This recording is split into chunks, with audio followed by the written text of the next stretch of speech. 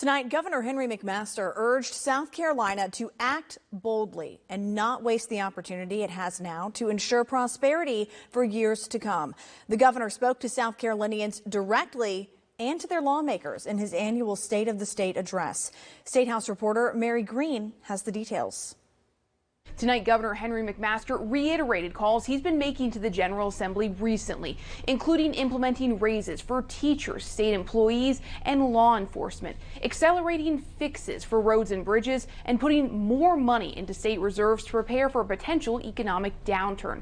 But the governor also introduced some new proposals tonight, including a major restructuring of how South Carolina selects its judges. South Carolina is one of two states in which the General Assembly selects the members of the judiciary. It appears that the confidence in this arrangement is waning. Speaking to members of the General Assembly, Governor Henry McMaster says South Carolina should look to how the federal government picks its judges. Gubernatorial appointment of all judges with the advice and consent of the Senate requires no reinvention of the wheel, will inspire the confidence of our people, and will encourage more excellent attorneys to seek public service. We should do that. The governor's proposal comes less than 3 weeks after the state Supreme Court struck down South Carolina's 6-week ban on abortion. Republican lawmakers and McMaster have decried it as the wrong decision. Therefore, I will be filing a petition for rehearing next week along with other state officials, and I remain optimistic that we will prevail in our historic fight to protect and defend the right to and the sanctity of life.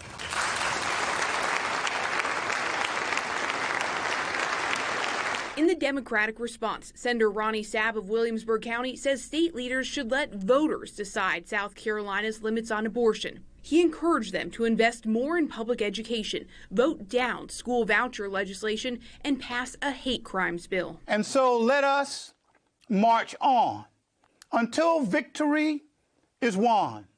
Victory for every South Carolinian is simply to have a fair shot at success. McMaster also called for more support for education, saying it's one of the pillars on which South Carolina's future prosperity rests. And he wants the state to keep working to attract new companies and industries to South Carolina on the heels of a record-setting year for economic development. Today, we are presented with an opportunity to take bold, transformative actions that will build prosperity for generations to come. To strengthen public safety, McMaster called for lawmakers to pass legislation to keep illegal guns out of the hands of criminals and close what he called the revolving door that lets repeat offenders out on bond. He also entreated the General Assembly to pass a shield law, which could allow lethal injection to resume. South Carolina hasn't been able to obtain the drugs needed to carry them out in a decade, and its other methods of execution are currently suspended as the state Supreme Court reviews their legality. Closing his nearly hour-long address, McMaster encouraged members of the General Assembly to work together and embrace civility. And let us set our state on a course